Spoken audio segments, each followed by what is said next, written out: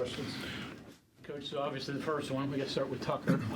His injury status, start with what you know, and then how do you think you eventually adapted as a team to playing without him?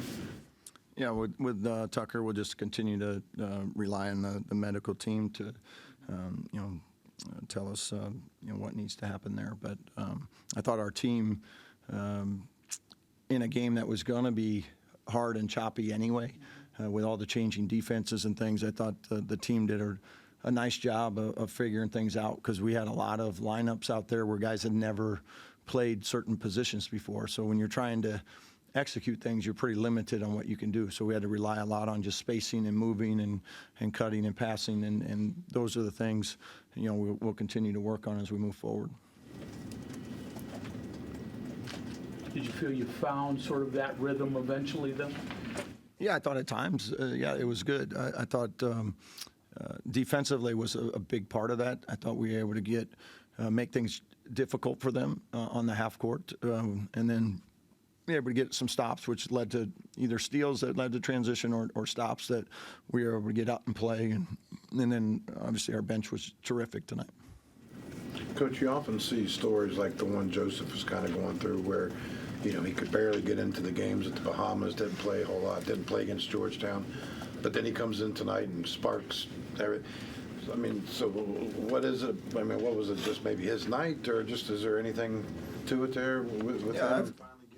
I've seen Joe do that many times before. When he was a sophomore for us at Drake, he finished off the season averaging 25-plus points a night. So he's more than capable of having nights like that. And as he's continued to come back from his off-season injury and things, you can see him getting more and more comfortable. And certainly someone we have faith in and trust in to throw out there and do those type of things, because we've seen it before. Was it just like going back to the Bahamas, Georgetown, was it just matchup issues keeping him out, or what?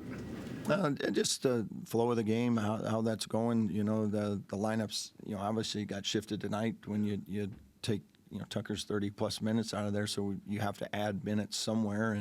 And Joe's someone we've used during portions of games and things, and like his role can, like everybody's, from night to night can grow or change. We're trying to put the five guys out there throughout the 40 minutes that we feel are giving us the best chance on that particular night. Continuing with Joseph, how big was that moment there where he hit those back-to-back threes as the shot clock expired? I think they got it down to 8 at that point, and then he does that. How big is that for the game? Yeah, early in the game, but 2 big threes, because we had literally nothing going, and he bailed us out. And that's something I've seen him do in practice a lot, because he runs a lot of some of the scout team stuff, so he can continue to get those reps, and that's a big challenge for us a lot of times to try to stop him. But those 2 threes, I thought, gave us a little burst there and opened things up for us. Darren, I didn't see Jaden anything with his, status, whereabouts, whatever. He's still day to day, but continuing to improve, and that's something that's encouraging for us. And then you lose Tucker, and he's not quite like Eduardo, but you stuck Eduardo in the lineup.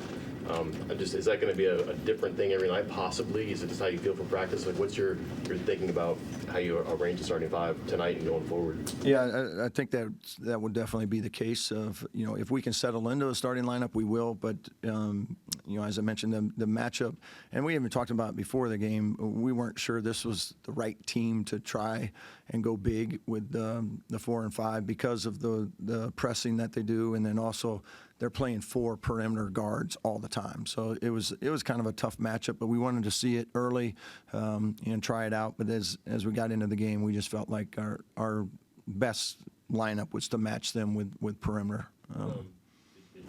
Is it different for Amani playing, I'm assuming a different spot, but that might unlock some things for him in the offense as well on some nights? Yeah, it certainly could. There's some advantages. Monty, as a 5, a big advantage for him is to be able to pick and pop and put other people's bigs in space. The advantage for him as a 4 is to come ball screen, whether they switch or not, and now Amani can post a smaller guy. So there's different things you can do to utilize some of his talents and his strengths and physicality. What did you guys do with Powell to get him straightened up? We told him to keep shooting. I mean, he's a good shooter. Like, I don't worry about that. Like, guys, they just need to stay confident, and young guys get a little worried about it, but I certainly didn't. He's someone that puts a large amount of time into his shooting. He's really a good shooter, a great shooter, and we'll just tell him keep shooting. There's going to be nights he might have an 8 for 11, so we don't ever worry about that. As long as the guys, are taking, the ones that we want them taking, that's they got the green light. Help him to see Joseph throw a couple in. Yeah, it's amazing how shooting can be contagious. That confidence seems to spread throughout a team when other guys are making them. It feels like everybody thinks they can make them. What do you say to a guy that might be struggling with shooting, like Sincere is right now, shooting the 3? What do you say to him to get him going? Do you keep letting him shoot the 3s? Yeah, I want Sincere to keep shooting. Like a guy like JP, that's kind of what he does. Sincere's more than a capable shooter. He's someone that isn't someone that takes 10 of them on most nights. So be selective on the ones you want, but if you find the one you want, let it go. And I think for him right now, he just needs to see one go in. And I don't even care if he banks it. Just let one go in, and I think it'll take the weight of the world off of him. But we want him to continue to do that, and we need him to do that. You guys held King to just 5 points tonight, unable to even get a field goal. What do you say about your team's defensive effort on him? Yeah, I thought, and we had multiple guys on them. They were on a lot of good actions that can get you in tough communication spots, and I thought the guys were terrific. We really, in our scouting report, put a lot of emphasis on not letting him get comfortable because he is a guy that can, I think he had 27 or 28 in their last game, so that he was someone that we didn't want to get going because then that might open things up for everybody else. So we wanted to shut him off the best we could. And then also I think a big part of that was, we were able to pick them up, right at half court and really challenge their entry passes. So they weren't able to get into those actions quite in the same spots that maybe put him in a position where he could have better scoring opportunities. Coach, you guys obviously had this overall team effort tonight. With Tucker out, I mean, I don't know if you can really plan for something like that every night, but do you sort of try, or do keys change or strategies change at all, or? I mean, the keys to winning for us, it doesn't matter who's on the floor. Those things are always going to stay consistent. Like, we want to be tough. We want to be physical. We want to be aggressive. We got to take care of the ball, which I thought our guys did a really good job of tonight with only 9 turnovers. And then defensive rebound. That's the one area we got to continue to get better. But overall, none of that stuff changes. We may tweak where we put guys, for certain plays or add new plays to take advantage of lineups like we talked about with Amani at the 4. Well, then if we're going to play him at the 4, let's find a few more situations where we can get him the ball in the post, where maybe before we weren't doing that quite as much. So those are the type of things that you just add or subtract depending on what groupings you have out there. When teams trap and W so far from the basket, do you have any automatics, things like, hey, if they're going to trap us this far out, we are going to ABC, or is it still dependent, just kind of run the offense? I mean, the main one is just make sure you pass to our guys. That's the main one. No, not really. I mean, it's really, we're going to get trapped like we knew we were going to get it. So it's just making sure we have all the guys positioned where we want them, where we got the max amount of receivers to get the ball that we could. And I thought in the first half we didn't do a very good job of taking the trap and making them pay on the backside of it. We played around the perimeter, too close to half court. A lot of that half, I thought coming out of halftime, we did a much better job of looking down and at the rim, and then we were able to get some easier layup opportunities instead of we took too many threes, from just a number standpoint in the first half. I thought second half we did a better job of getting on the interior more. And then that led to better threes, that we were getting out of the offense. It looked almost like they enjoyed Jake's shooting as much as their own.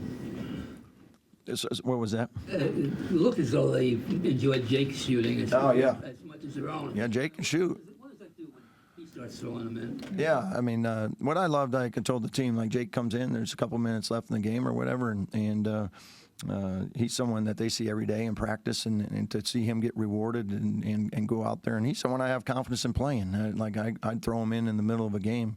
But what I loved is when you look down and you look at our bench, there wasn't a single guy not standing up and rooting them on, and that's when you know you got a good culture and a good group of guys that they're all about one another. What are the challenges of facing a 1-3-1 zone? Because you don't really see it often, but they did run it a lot tonight. And how would you say your team handled it? Yeah, I think that's the hard part. You go through summer workouts, fall workouts, and you put 90% of your time on the bulk of things you're going to see on a daily basis, and then you spend maybe a day or two on a zone, 1-3-1 or 2-3 or 3-2, which they did all of them tonight.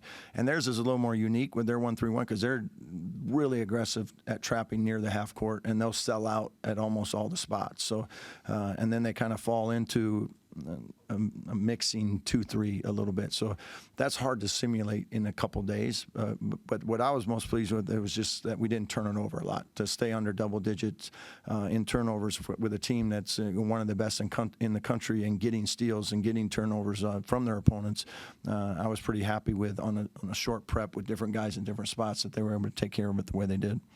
Do you have to prepare long term to be without Tucker, or how do you prepare going forward? I mean, you said you don't know, but what do you prepare for?